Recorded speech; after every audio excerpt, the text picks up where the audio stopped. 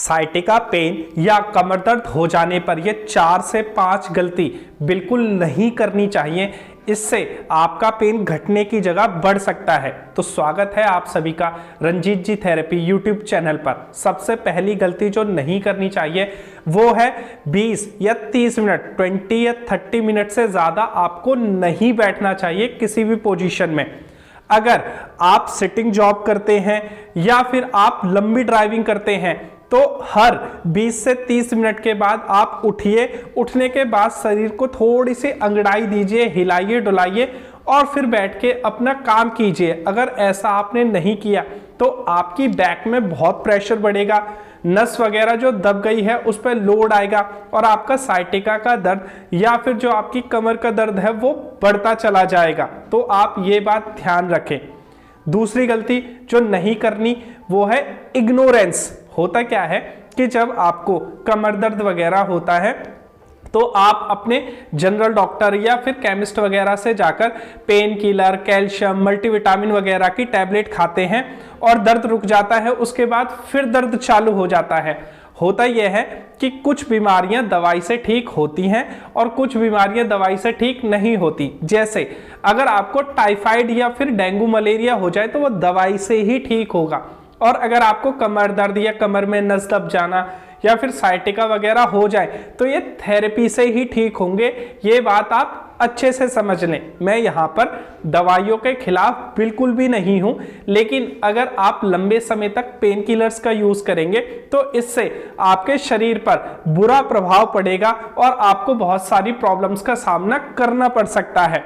आप अपने sciatica pain या कमर दर्द के इलाज के लिए हमारे थेरेपी सेंटर पर विजिट कर सकते हैं या फिर घर बैठे हमसे ऑनलाइन कंसल्टेशन ले सकते हैं, जहां हम व्हाट्सएप पर आपसे बात करके आयुर्वेदिक तरीके से आपके कमर दर्द या साइटिका के दर्द को या अन्य किसी प्रॉब्लम को पूरी तरीके से सॉल्व करने की कोशिश करते हैं।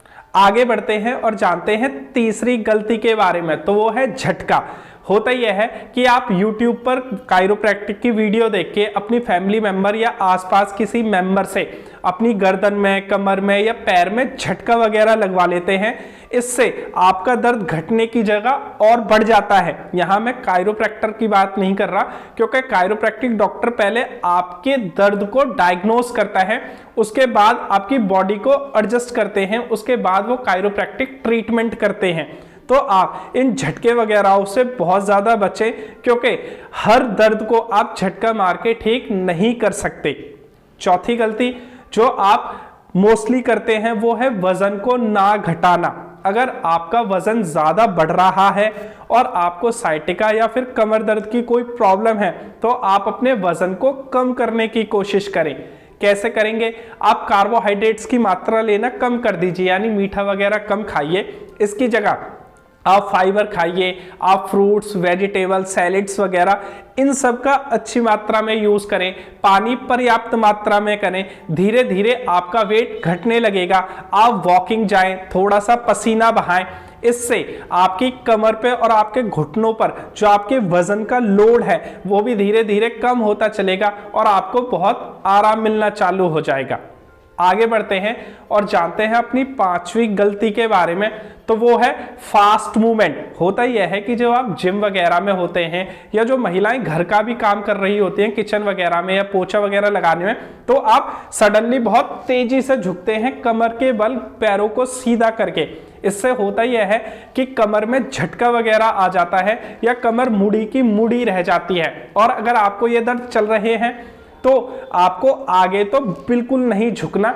इन फास्ट मूवमेंट से आपको बच के रहना है। साथ ही साथ अगर आपके जूते या चप्पल घिस गए हो, यानी एक चप्पल या एक जूता तो ठीक है और दूसरे चप्पल या जूता घिस गया है, तो आपका जो पैरों का बैलेंस है वो भी अनबैलेंस हो जाता है, यानी एक ऊपर एक नीचे।